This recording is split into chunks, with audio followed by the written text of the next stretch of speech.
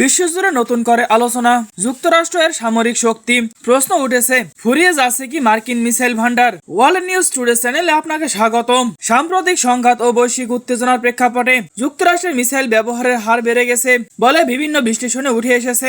বিশেষ করে মধ্যপ্রাচ্য, ইউরোপে বিভিন্ন সংঘাতে ব্যাপক অস্ত্র সরবরাহের ফলে মজুদ নিয়ে তৈরি হয়েছে নতুন উদ্বেগ। প্রতিরক্ষা বিশ্লেষকদের মতে যুক্তরাষ্ট্রের হাতে এখনো হাজার হাজার উন্নত মানের মিসাইল রয়েছে, তবে দ্রুত ব্যবহার এবং মিত্রশত্রুগুলোকে সরবরাহের কারণে স্টক পুনরায় পূরণ করা একটি বড় চ্যালেঞ্জ হয়ে দাঁড়িয়েছে।